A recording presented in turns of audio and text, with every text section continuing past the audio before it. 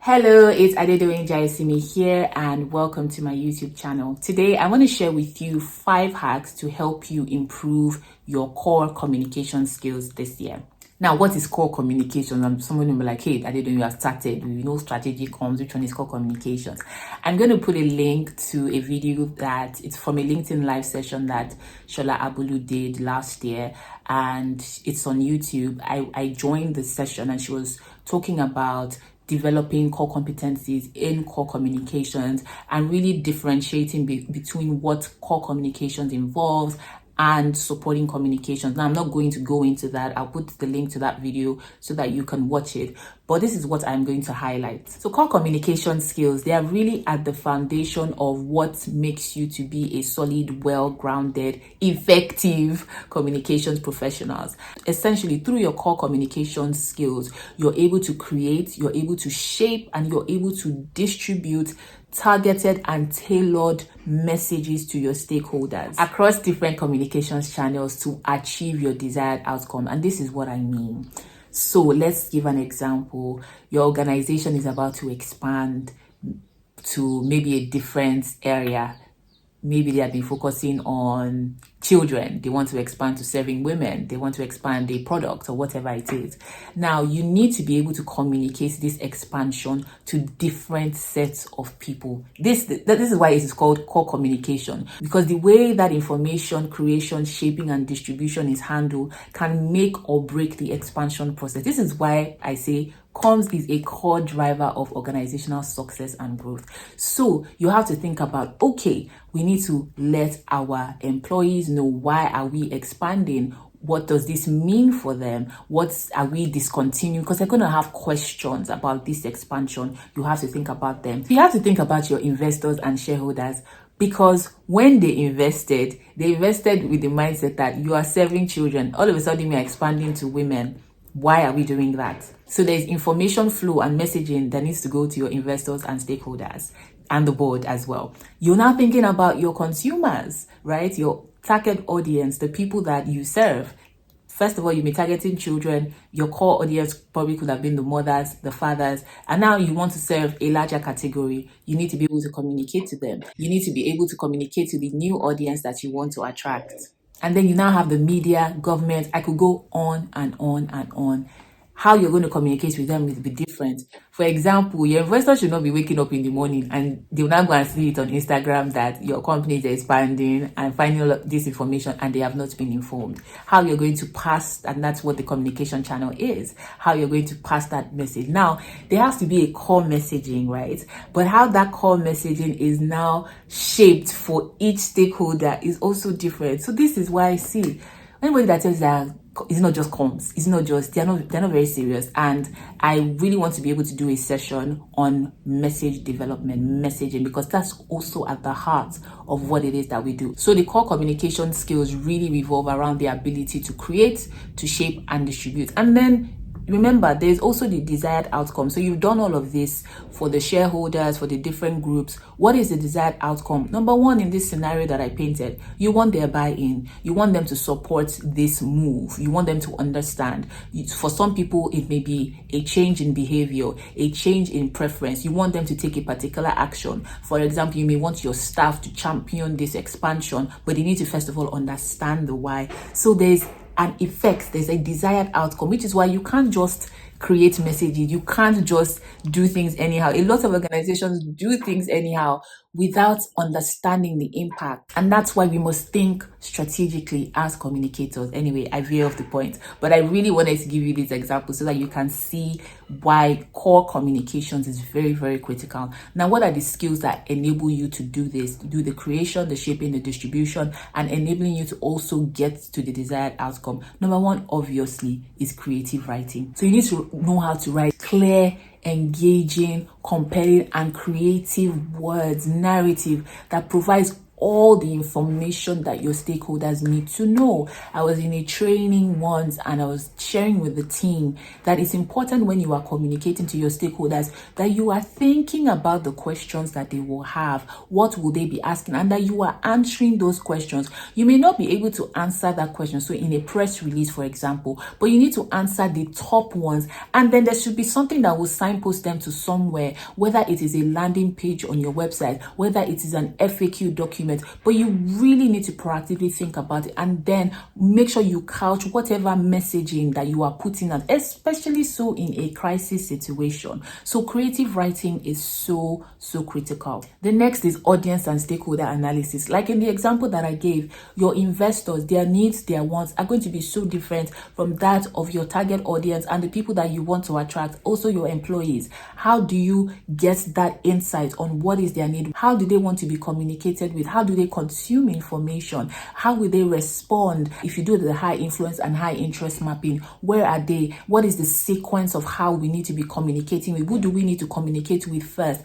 Who do we need to communicate with at the same time? And then obviously is the messaging and the content development. And in this is truly understanding the science of language. How do we use words to influence? How do we use words to get our stakeholders, the audience, to where we need them to be, to influence them to take the action that we need them to take? You cannot just write a message. Like, it's not even possible. You have to really think about what is the desired outcome, and then you now use that understanding. There is a science of language. There's something called communication theory, and maybe I will link, there's a free guide. I probably would link it as well in the description. So you will have to craft your messaging in a way that it will suit the communication preferences of your stakeholders. And so let me highlight one more, because again, I'm supposed to be telling you 5 hacks to improve, but I really wanted to set this context first so that you would understand. The fourth one is communication strategy development and implementation. You know, I will not be Adedoyin if I don't talk about strategy, communication strategy. So all of that together, that's really forms the heart of core communications. Now, let's talk about the hacks. How do you develop your core communication skills? How do you make sure that you are at the top of your game? Because that's the essential goal. The first one is take good writing courses, follow good writing blogs. If you're a communications professional that cannot write, you struggle with writing compelling content, there's a big problem, because that is really, it's a core skill. Like, you cannot avoid writing. When people say, I don't like to write, I'm like, are you sure that you are in the right profession? Because a lot of it is about writing. A lot of it is on understanding, getting a mastery of how to put words together, not just writing, creative writing, storytelling. How do you put words together? And you have to be able to master it in such a way that you're able to create different kinds of written content that achieves the objective that you want. And if that's something that is a gap for you, please take writing courses. One that I always recommend is on Udemy called Writing with Flair. I would also put the link. It's a very, very useful course. I really love it. Get good books. Everybody Writes by Anne Handley. That's one I always recommend as well. Follow blogs like Grammar Girl, Quick Dirty Tips. She shares things on grammar. See, anything on writing, just follow. In fact, just click the link when I put it in the description and bookmark it and be going there. You will help you to improve your writing skills. And you need to also take it further by reading sophisticated content, articles, opinion pieces, not just about communication. See, your reading cannot just be, you are reading stuff on LinkedIn and on Instagram. Read things on The Economist. Read things that intellectual, where people break down. Yes, it will be a long read, but those are the things that help you with your critical thinking, but they also help you with your writing. And you need to be reading books. If you're not reading books, and this is not what I don't like to read, you would discipline yourself. I said it in the last video. There is a discipline to growth. And if this is the career that you want to build, you want to thrive in this career, please discipline yourself to do the things that you don't like. It's not everything about my work that I like to do, but there's some things that are needed for my growth and my success, and I have to discipline myself. So we need to read. Like, let us read more. Read thought leadership articles, reports. So start with even communication reports. In the career cheat sheets that I've released, and I'll put the link in the description, I've put there some reports. Start with those ones. Read them. Yes, some of them might be 20 pages, 30 pages. Give yourself how many pages per week or how many chapters you will read per week. But those are the things that help you think and write creatively. And then finally, create a habit of writing. So when I used to work as a writing coach, I'll tell people, write, just freestyle writing. I used to give them this freestyle writing exercise every single day. It really does help. So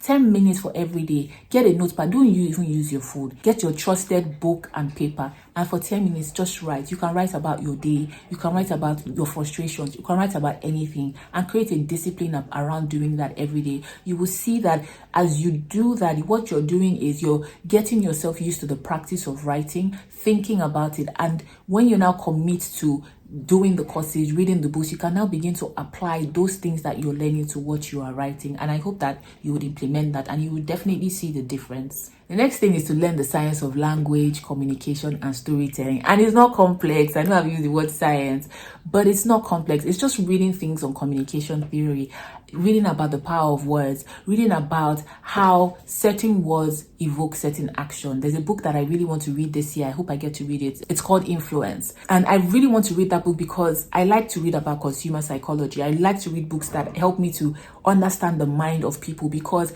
communication has the power to shape action, to direct. It's so powerful, but it's in how you craft and put together the words. You can put together a compelling story that creates passion, that creates interest, that stirs buy-in without you having to do too much. But there is a science to it. It's not just vibes. It's not just creativity. And if you don't know what the science is, you're not going to be able to achieve that outcome. So understand what makes a good story. Watch TED Talks. There are articles, for example, that analyze the best or the top TED Talks. Read such articles. Watch some of these TED Talks. I love watching TED Talks just because I just want to know, how are these people able to engage and capture my attention with the words that they're saying. There is a science to it, and if you're able to master that science, you will find storytelling a lot easier.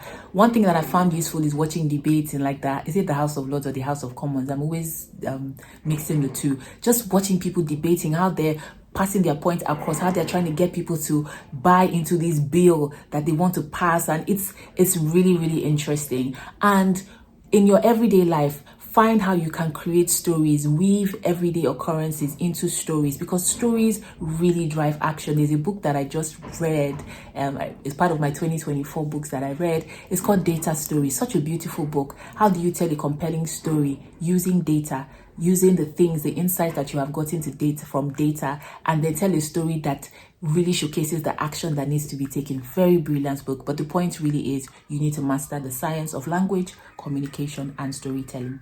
The next hack is identify the people who are experts in this area and follow them. That's a way to shorten your learning curve. Follow everything that they are dishing. Consume it. If they are on LinkedIn Live, follow. Webinar, follow.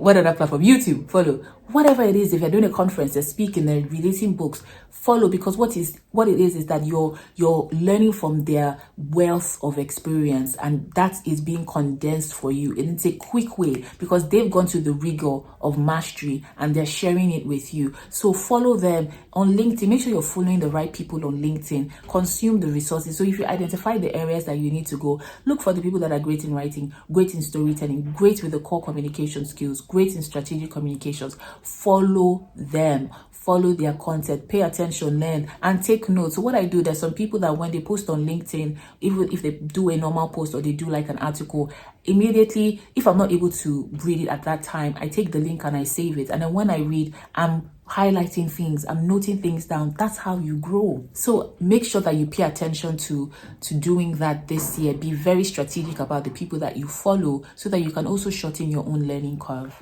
The next one, and this is something that I really love, read case studies. And don't just read case studies on campaigns, read case studies on corporate transformation, change management, because those are big things, right, that are make or break for an organization. So I want to read case studies on how did an organization manage this transition, how did they manage this change, what was the message, and how did they engage the different stakeholders, how did they move them to where they need to be, and where can you find case studies? We need more case studies that are African based, I must say, because a lot of those case studies are Eurocentric or based in other parts of the world. But I found useful going on professional associations that do these awards where you have to submit entries that are very thorough, like AMEC has, for example. Just go on those websites, look at the entries. The IABC as well, yes, the gold quill, silver quill, they have their entries, and you will see how, because there's a process for filling the form, which is almost like an exam in itself. Just read, oh, this is how they craft the message, this is how they identify the problem, this is how they approach the challenge. That also opens up your mind. So I really advise, look for case studies and read those case studies. And the last hack that I will give you is look for avenues to practice your core communication skills. Communications is one of those things that as you learn the principles, you need to be able to apply, and you grow your mastery through application in different scenarios, because you then see, okay, this works in this context, this is how this is. Because some of it, yes, you can read the books, you can learn from it, but if you're not applying, you're not going to understand that. You're not going to go depth, yes, in that thing. So what you will do is you're consuming content and you have breadth, but you won't be able to have depth unless you put into practice these things that you're learning.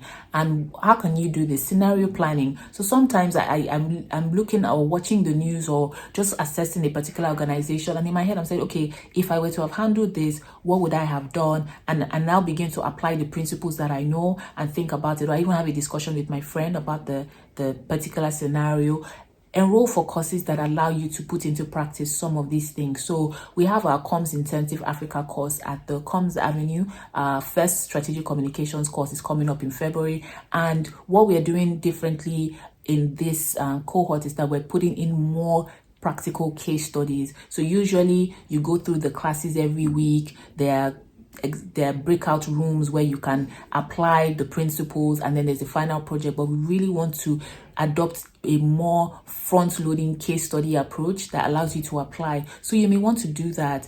Shola Abulu, she also has a strategic communications course where there are syndicate exercises. It's a good way to practice, but whatever you decide to do, whether it can be on your job, it can be sometimes go and even collaborate with someone that maybe, can I support you in doing this? If it's not a confidential thing, if it's a thing that they can bring a third party on board, so that you are actually applying. Don't just consume knowledge and then you're not getting to express and apply what it is that you're learning. So those are the 5 hacks that I have for you in terms of improving your core communication skills this year. Please work on it, because again, that's what makes you stand out as a communication professional. And remember, you need to be thinking strategically. So strategic communications, how what I am doing is aligned with the business outcomes and the business objectives, and how this is going to help me to achieve the outcomes that the organization wants to see is very important. I hope this has been helpful and valuable for you. As always, if you have any questions, anything you would like me to clarify,